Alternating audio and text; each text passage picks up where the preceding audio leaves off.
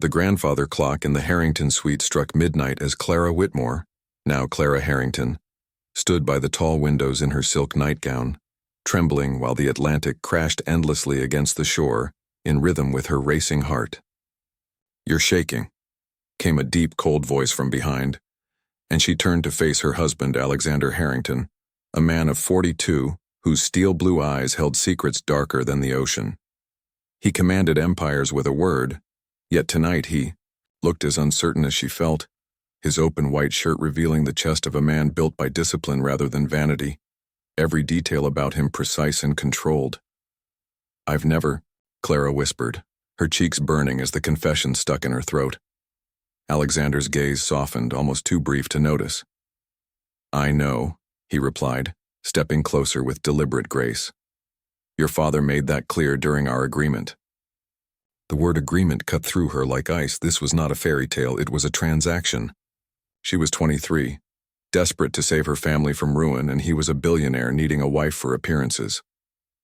"Are you going to hurt me?" she asked before she could stop herself. Surprise flickered in his eyes, followed by something gentler as he brushed her cheek with his fingers. "No, Clara, never intentionally."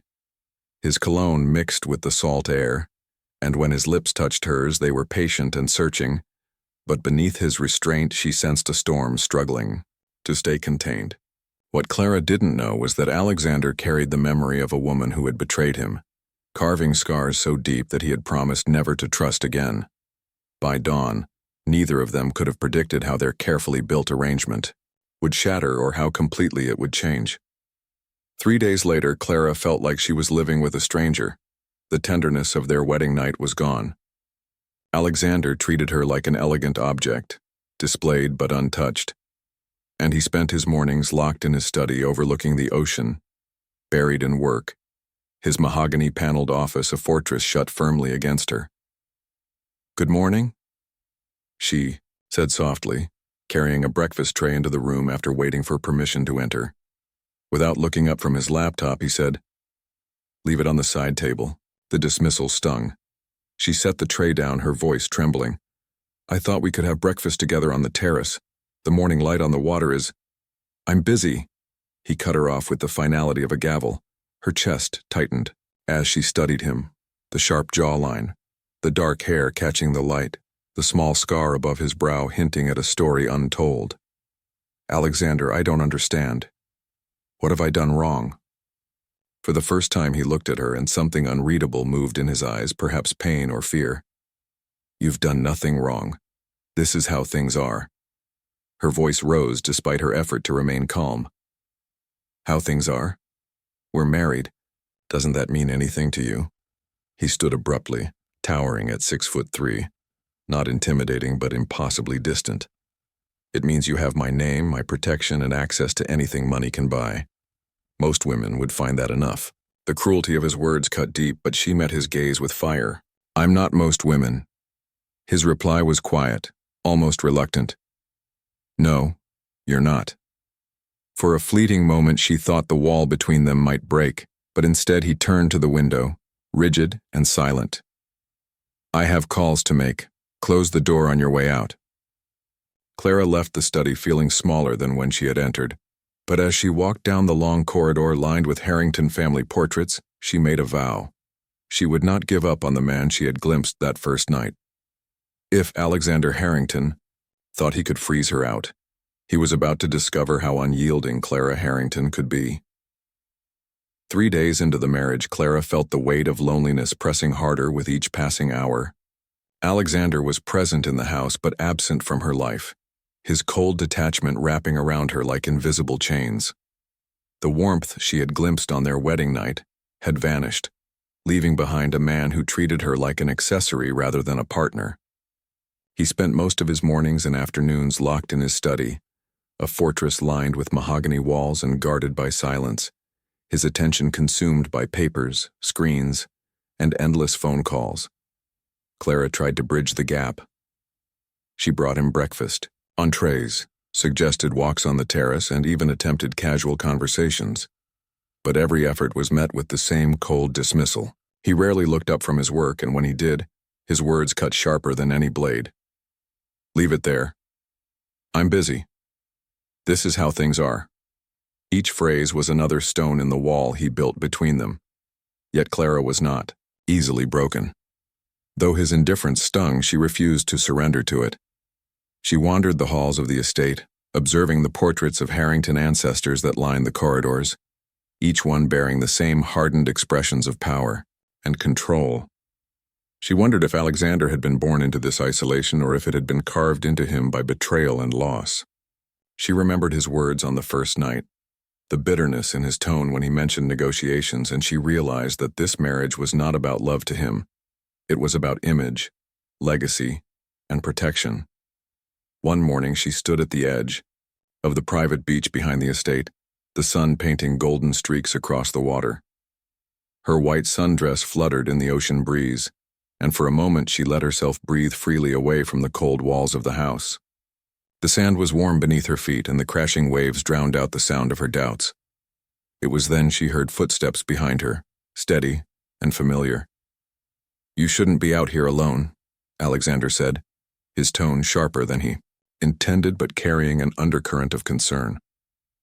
Clara turned, shielding her eyes from the sunlight, surprised to see him out of his fortress. He had traded his business suits for khaki trousers and a navy polo, the simplicity softening his intimidating aura. For the first time since the wedding, he looked less like a distant titan and more like a man. "I needed air," she replied calmly. "The house feels like a beautiful prison sometimes." Something shifted in his expression, a flicker of guilt crossing his face. "I didn't mean for you to feel that way." They walked in silence along the shoreline, the waves rolling at their feet, gulls crying overhead, the atmosphere holding a fragile truce between them. Clara studied him from the corner of her eye, wondering what storm brewed behind those guarded eyes. What wound made him push her away so fiercely? Gathering her courage, she finally broke the silence. "Tell me about her." He stopped walking, his jaw tightening. "What? The woman who hurt you? The reason you look at me like I'm another betrayal waiting to happen?" His body stiffened, but after a long moment he sighed, his voice low and restrained. "Her name was Victoria. We were married for 8 years. I thought she loved me. I believed every word, every touch, every promise. For 6 years I lived in that illusion before I discovered she was selling information about my business to my competitors. She used my trust as a weapon against me." Clara's chest ached as she listened. She pictured the younger Alexander full of hope, only to be shattered by deceit. His gaze fixed on the horizon as he continued. She played her part perfectly. The devoted wife, the passionate lover, all of it calculated, all of it false. When I confronted her, she laughed and said, "I should thank her for teaching me how the world really works." "Alexander?" Clara stepped closer, her instinct pulling her to comfort him, but he stepped back sharply. "Don't. I won't be anyone's fool again. This marriage is what it is, a practical arrangement that benefits us both. Expecting more is just setting us up for disappointment." Her heart tightened, but instead of backing down, determination flared within her. "I'm not her. You can't punish me for her sins." His eyes, cold but conflicted, locked on hers. "All women are the same until proven otherwise." The words hung between them like a challenge. Clara's pulse raced, her anger rising with her clarity. This wasn't about her at all. This was about a man so wounded that he could no longer see past his own scars. She lifted her chin and answered firmly, "Then I'll prove otherwise." They walked back to the house in silence as storm clouds gathered on the horizon, both literal and within their fragile bond.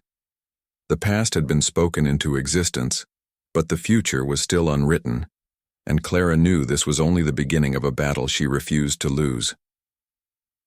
That evening, the storm arrived with a vengeance, rattling the windows of the Harrington estate as if an angry giant demanded entry. Clara lay awake in her separate bedroom, the arrangement kept to maintain appearances for the staff, but in truth a reflection of the distance between her and Alexander. Thunder rolled across the Atlantic, lightning lit up the sky, and rain battered, the glass-like fists pounding to be let in. Clara tried to distract herself with a book she had chosen from his grand library, but the words blurred on the page. Her mind returned again and again to their conversation on the beach, the raw pain in his voice when he spoke of Victoria. The storm deepened, lightning splitting the sky, thunder shaking the walls until the lights flickered and died, plunging the estate into darkness. Clara's heart raced. She had always hated storms ever since a tornado tore through her hometown when she was a child. The fear wrapped around her chest, threatening to suffocate her, when a knock at the door made her jump. Clara. It was Alexander's voice, deeper than usual, carrying something she had never heard before, genuine concern. "Come in," she called, clutching her robe tightly. The door opened, and Alexander appeared, silhouetted in the dark hallway with a flashlight in one hand. Even in shadow, his presence filled the room, but his shoulders were tense, his posture that of a man prepared for battle. "The power's out," he said, though they both knew she could see that. Another thunderclap shook the house, and Clara let out an involuntary cry. In an instant, Alexander was across the room, his hands firm on her shoulders. "Hey," he said gently, his voice softer than she had ever heard it. "It's just a storm." "I know," she whispered, but her body betrayed her as she trembled. "I've just never liked them." The storm raged outside, but inside that room something began to shift. His thumbs brushed soothing circles across her shoulders, and she felt his warmth seeping through the thin silk of her nightgown. His voice dropped, steady but quiet. "When I was 12, a hurricane trapped us for 3 days. I spent it in the wine cellar with my mother while she told me stories to keep me calm." The intimacy of his confession cracked something open in Clara's heart. "What kind of stories?" she asked, her voice barely audible. "Old fairy tales," he said with a faint smile. "But she changed them. She made the princes flawed, the princesses strong. She always told me the best stories were about people who saved each other." Clara's breath caught when his fingers grazed her jaw, the tender touch almost reverent. "Alexander, I've been trying so hard not to want you," he confessed, his voice raw. "Wanting someone terrifies me more than losing everything I own."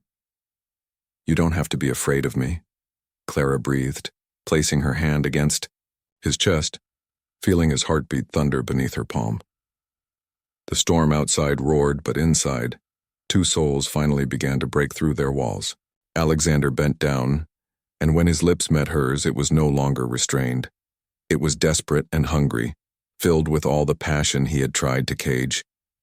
"Clara," he whispered against her mouth, her name breaking like a prayer on his lips.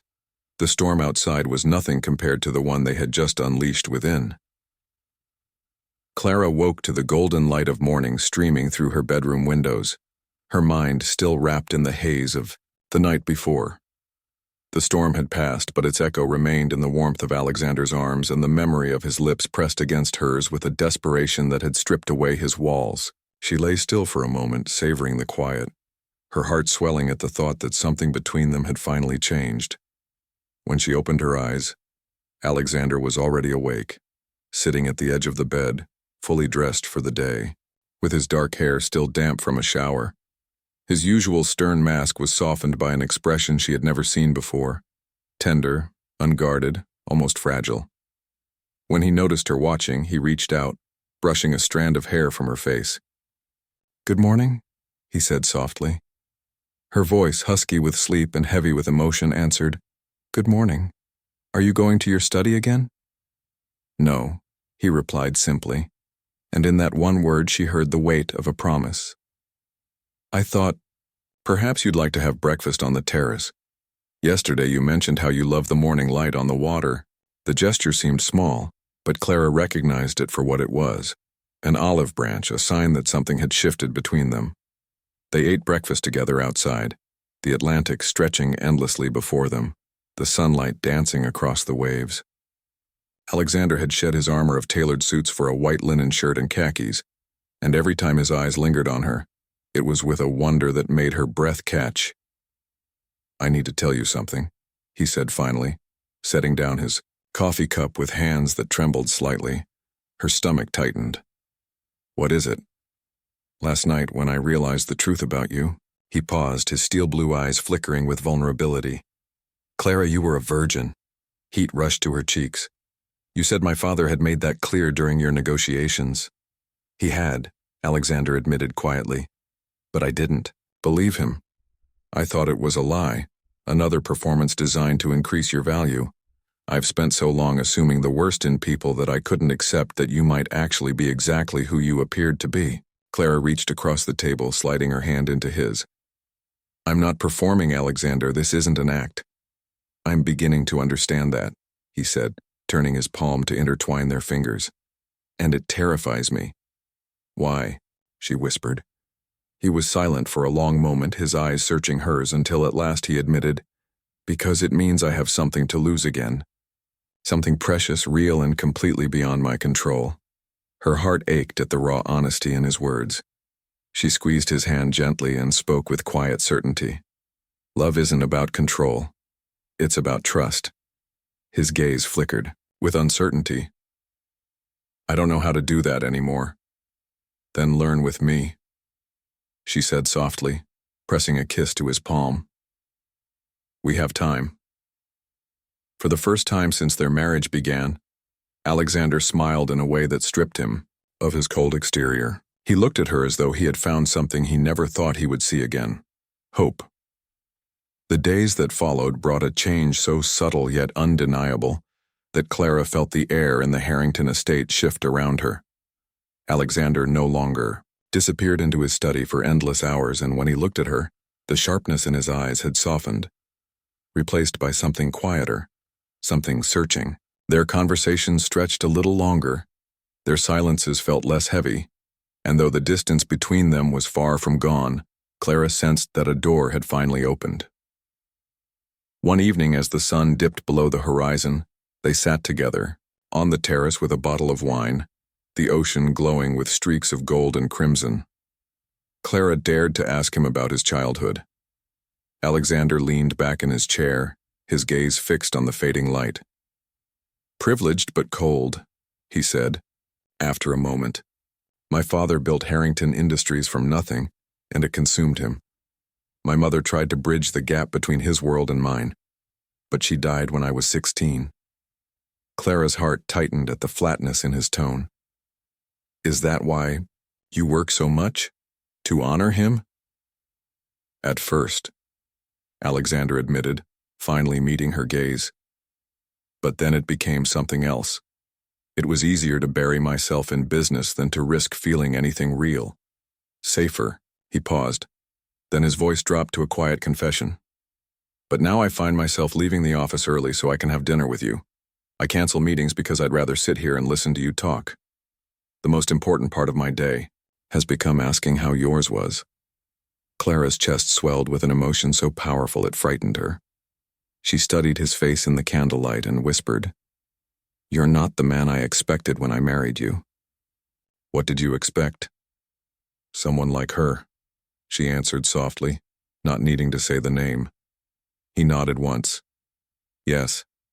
Someone who wanted my money, my status, the title of Mrs. Harrington without the burden of being a wife.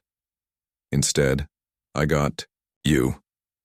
His lips curved into a faint smile, tender and uncertain. And it terrifies me. Clara reached for his hand, her fingers brushing over his. It doesn't have to terrify you. We can build something different, something real.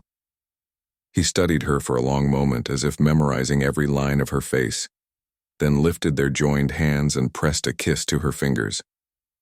It's the most dangerous thing that has ever happened to me, he murmured. And yet I think it may also be the most necessary. In that moment, Clara knew she was no longer just a wife in name. She had become the only person capable of breaking through his fortress of fear. 3 weeks later, Clara stood in the marble bathroom of their New York penthouse, her hands trembling as she held a small plastic stick that carried the power to change everything. 2 pink lines glowed clearly, and the room spun as the truth sank in. She was pregnant. Her breath came unsteady, torn between joy and fear. They had been reckless in their passion, swept away by the fragile bridge they were finally building between them, and now she carried the consequence. What would Alexander think? Would he see this as a trap, a scheme, another performance? The bathroom door opened and Alexander appeared behind her reflection in the mirror, his hair tousled from sleep, his frame draped only in loose pajama pants. His eyes caught on the test resting on the counter, and the color drained from his face. "Clara," he said carefully, his voice controlled but heavy with shock. "Is that positive?" Her throat tightened. "Alexander, I swear I didn't plan this. I never meant for it to happen so soon. Please, don't think—" But he silenced her fears by gently turning her toward him, his hands cradling her face. "Stop, I don't think that, not for a second." Tears she hadn't realized were falling slipped down her cheeks. "But your face when you saw—" "Shock," he interrupted firmly. "Not doubt, not suspicion, just shock." His thumbs wiped her tears away with a tenderness she had never imagined from him. His voice lowered to a whisper. "We're going to have a baby." Clara's knees weakened at the wonder in his tone. "You're not angry?" "Angry?" For the first time in years he laughed, and the sound was pure joy. "How could I be anything but grateful?" He swept her into his arms, spinning her around while she clung to him, laughing through her tears as the truth wrapped them both in warmth. Neither of them could have predicted how quickly this happiness would be tested by the judgment of others. The Metropolitan Museum Gala was the kind of event Clara had only read about in magazines. Women draped in gowns worth more than houses, men whose fortunes could fund entire nations, all gathered under soaring ceilings to drink champagne and discuss causes as casually as gossip.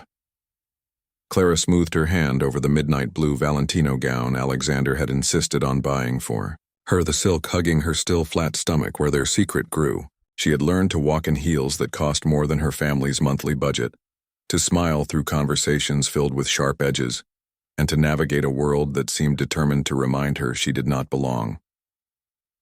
"Mrs. Harrington," a voice purred beside her. It was Vivian Ashcroft, wife of one of Manhattan's power brokers, her smile sharp enough to cut glass. "How radiant you look tonight." The pause before radiant carried poison, but Clara returned the smile graciously. "Thank you, Mrs. Ashcroft. You look wonderful as well. Oh, please call me Vivian. After all, we're practically neighbors now." Vivian's laugh rang false. "Married life seems to agree with you rather quickly." Before Clara could answer, another woman joined them. Constance Melrose, her family name carrying senators and justices. Her smile was polite, her words barbed. "Vivian is right. You do have that glow. How long has it been since the wedding?" 3 months? 4, Clara corrected quietly. "Of course. Time does fly when one is adjusting." Constance's tone dripped with condescension. "I imagine it must be quite different for you, leaving behind simpler circumstances." Clara felt heat rise in her cheeks, but Alexander's voice cut through with the smooth authority that silenced boardrooms. "My wife's background brings a refreshing perspective to our circle. Intelligence and authenticity are rare qualities, don't you agree?" Both women stiffened, their smiles faltering. Vivian recovered first, her eyes glittering with malice. "Of course, though one does hope you're not rushing into anything too permanent. Whirlwind romances can lead to such hasty decisions." The implication was unmistakable. Clara's hand drifted instinctively toward her stomach, but before she could speak, Alexander leaned closer, his voice laced with steel. "I think my wife and I are more than capable of managing our personal lives without commentary from the peanut gallery." The term dropped like a bomb. Vivian and Constance paled, their pride shattered by the public rebuke. "We were simply gossiping," Alexander finished, his tone deadly calm. "About my wife. In front of my wife. That is not gossip, ladies, that is insult." His eyes glinted with a predatory warning. "I'd be very careful continuing down that path. My memory is long and my reach is longer." The women retreated, swiftly, their silence louder than any apology. Alexander turned back to Clara, his expression softening instantly. Are you all right? She looked up at him, her heart swelling with a love that broke past every barrier. I love you, she whispered before she could stop herself. For a moment he froze. Then his face lit with a smile so radiant it transformed him. I love you too, Clara. More than I thought I could ever love again. As they stood together among New York's elite, declaring their love as if no one else existed, Clara knew their battle had only just begun. Somewhere across the room, Vivian Ashcroft watched, her eyes promising that this war was far from over. News of Clara's pregnancy did not stay hidden for long.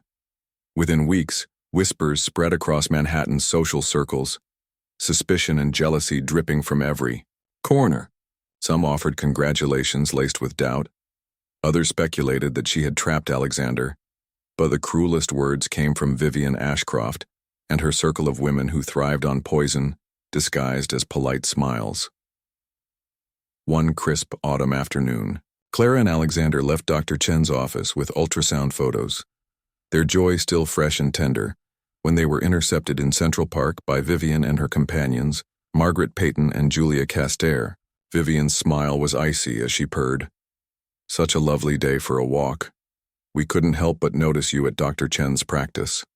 How wonderful for you both. Margaret added with feigned sweetness, though I do hope you aren't rushing into too many changes too quickly. These early months can be uncertain. Clara felt Alexander stiffen beside her, a predator ready to strike, but before he could speak, another voice cut through the air like a blade. Vivian Ashcroft, as I live and breathe. They turned to see a woman in her 60s approach with the confidence of someone who had never needed to prove herself. Her silver hair was immaculate, her blue eyes sharp, her presence commanding without effort. Vivian stammered, Mrs. Blackwood, how lovely to see you. Catherine Blackwood's gaze moved past Vivian and softened as it landed on Clara. You must be Clara Harrington. I've done business with your husband for years. It is a pleasure to meet you, and may I say you look absolutely radiant. Pregnancy suits you beautifully. The direct acknowledgement struck like thunder, leaving Vivian and her friends stunned. Catherine turned back to them, her voice silky but laced with steel. I couldn't help but overhear your conversation. Such interesting theories about timing and planning. Though I wonder, what business is it of yours? Vivian's face flushed as she struggled to reply. We were simply offering congratulations. Were you? Catherine arched a brow.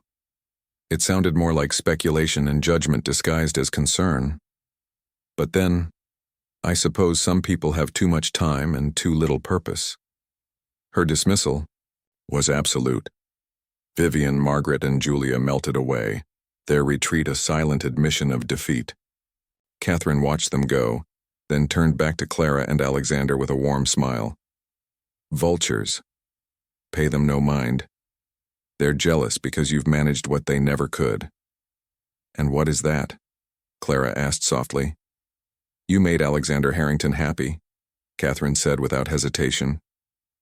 That terrifies them. As they walked away, Clara felt something she hadn't realized she needed. An ally, someone powerful enough to silence her tormentors. But more importantly, a woman who understood that what she and Alexander were building was rare and worth protecting. That evening, Clara stood in front of the mirror while Alexander helped fasten the midnight blue gown she wore for yet another gala. Her pregnancy had begun to show, a gentle curve beneath the silk, impossible to hide but glorious to embrace. Alexander's hands rested on her shoulders as he studied her reflection. Are you certain you want to go tonight? We could stay home. Clara met his eyes in the mirror, her resolve steady. No. Catherine is right. We have nothing to hide. Let them whisper, let them gossip. We know the truth. Alexander's lips curved into the faintest smile. Have I mentioned lately that I'm married to the strongest woman in New York? Then show me, she whispered, turning to kiss him, her courage renewed by the fire in his gaze. Together they stepped into the night, ready to face whatever storm society threw their way. unaware that the greatest storm of all was about to come from Alexander's past. Snow fell softly over New York on a December evening as Clara and Alexander prepared to decorate their Christmas tree, a tradition Clara had insisted on reviving despite his claims that he hadn't celebrated properly in years. The penthouse glowed with warmth, the fire crackling, the scent of pine filling the air.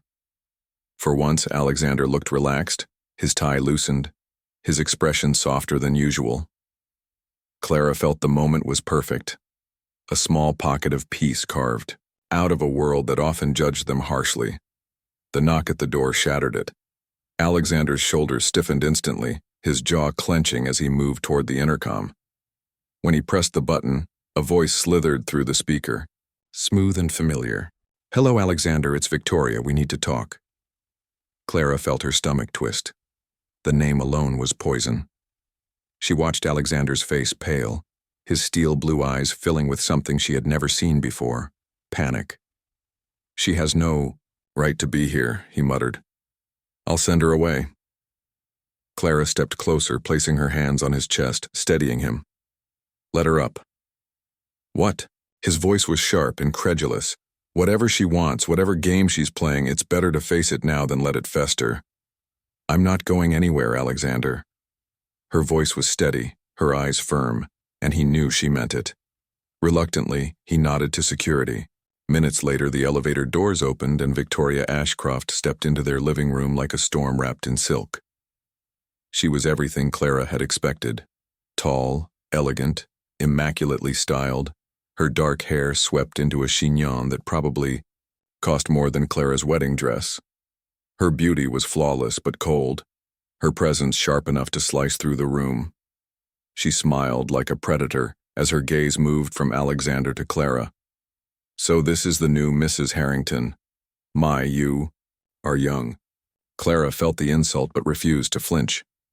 "Ms. Ashcroft," she said evenly, "what brings you here?" "Oh, just business," Victoria replied, her tone dripping with disdain. "And I couldn't resist congratulating Alexander. Marriage? A baby. How wonderfully convenient." Alexander's eyes hardened. "You have 30 seconds to say what you came for before I have you removed." Victoria laughed, the sound brittle as glass breaking. "Always dramatic.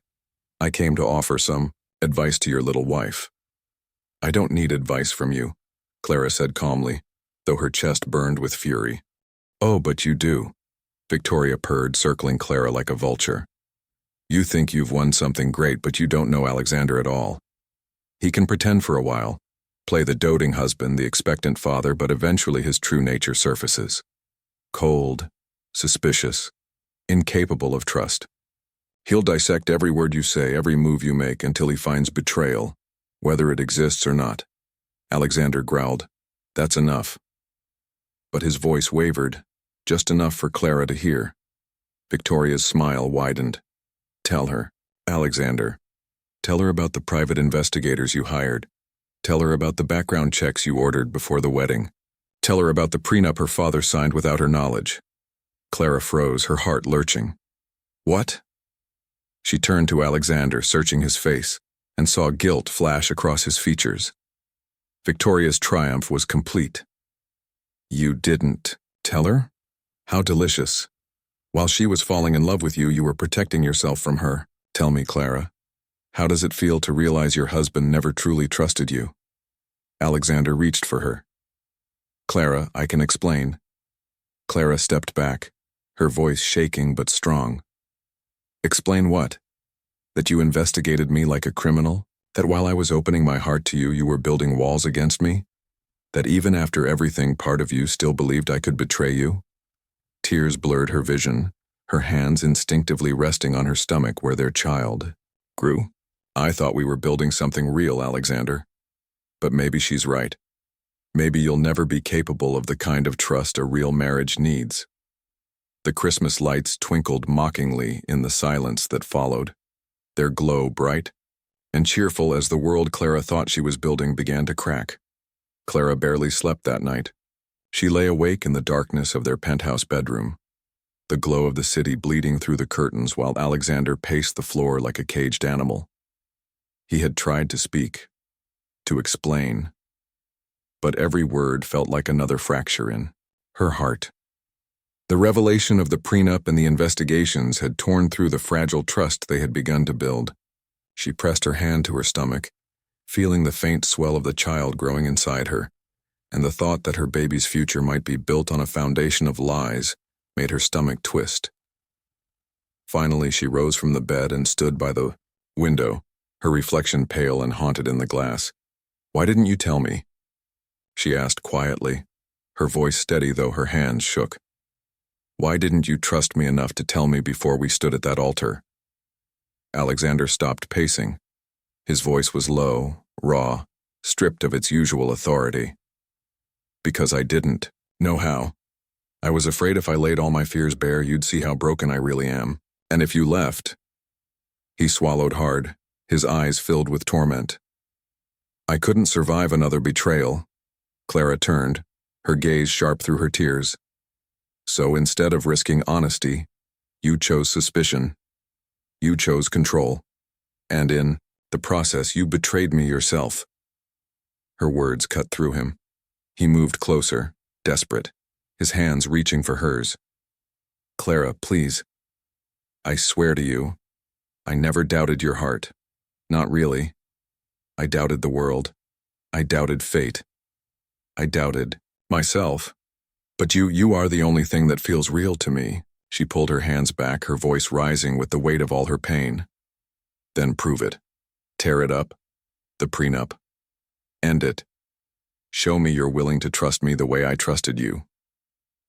Silence fell heavy in the room, broken only by the hum of the city beyond the glass. Alexander's jaw clenched as the battle raged in his eyes. He had built his entire life on control, on protecting himself, on never again being vulnerable to loss. To tear up the prenup was more than a gesture. It was surrender, it was faith, it was love laid bare. Clara's heart pounded as she waited, her breath trembling. "If you can't do this, Alexander, then we have nothing. I won't raise this child in a home where suspicion is stronger than love." Her ultimatum cut deeper than any betrayal Victoria had ever dealt. Alexander stared at her, the woman who had somehow become the axis of his world, the only person capable of undoing him completely. And then, with a sharp movement, he strode to his desk, yanked open the drawer, and pulled out the thick stack of papers that bound their marriage in cold ink. Without hesitation, he ripped them down the middle, the sound of tearing paper echoing like thunder through the silent room. He ripped again and again, until nothing remained but shreds scattered across the floor. When he turned back to Clara, his chest rose and fell with ragged breaths. "No more contracts, no more conditions. All I have is yours. My name, my fortune, my future. If you still want me, you have all of me, and if you don't..." His voice broke for the first time she had ever heard. "Then at least you'll know I finally learned how to love you." Clara's tears spilled freely as she rushed into his arms, her sobs muffled against his chest. For the first time since their marriage began, the walls that divided them truly fell. In the ruins of torn paper and broken pride, they stood together not as strangers bound by an agreement, but as husband and wife bound by choice. Winter melted into spring, and with it the heaviness that had once haunted the Harrington home seemed to dissolve. The night Alexander tore up the prenup became the turning point, the moment everything changed. From that day forward, he no longer kept his heart locked behind walls of suspicion. He opened himself fully to Clara, and with every gesture, every word, every look, he proved that his love was no longer restrained by fear. When their daughter was born, Alexander held her first, his large hands trembling as tears blurred his vision. "She's perfect," he whispered, his voice breaking, and Clara had never seen him so vulnerable, so utterly undone. That night he stayed by Clara's side in the hospital room, refusing to let go of either of them, whispering promises of a life filled with trust and love. The years passed swiftly. Laughter filled the Harrington estate where silence once ruled. Clara painted murals in the nursery while Alexander read bedtime stories in a voice softer than the world believed him capable of. Their daughter grew, and soon a son followed, his mischievous grin echoing Alexander's as a boy. Family dinners became sacred, evenings spent not with contracts and calls, but with giggles, questions, and the warmth of a life finally lived. 5. Years after the night of the storm, the Harringtons hosted a garden party at their summer estate in the Hamptons. The sprawling lawn was filled with family and friends, children running between tables draped in white linen, laughter echoing under the clear blue sky. Clara stood near the roses, her white sundress fluttering in the breeze, her eyes following their daughter twirling in the grass while their son chased after her. Alexander approached from behind and slipped his arms around her waist, resting, his chin on her shoulder. His voice was low and full of the certainty she had once thought him incapable of. "Do you remember the first night here, when you asked if I would hurt you?" Clara smiled, leaning into him. "I remember every moment. And, do you remember what I whispered?" She laughed softly. "That you would never hurt me, not intentionally." He turned her in his arms until she faced him, his steel blue eyes no longer haunted but alive with light. "I was wrong that night, Clara. I said it as a promise, but I didn't know then what I know now. Loving you has never hurt me. It has saved me." Her heart swelled, tears threatening her vision as she pressed her forehead against his. "And you saved me too."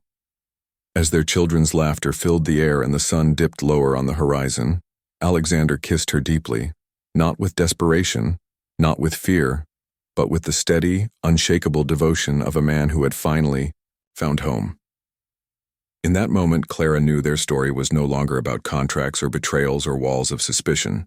It was about trust rebuilt, love reclaimed, and a promise that would carry them through every storm yet to come.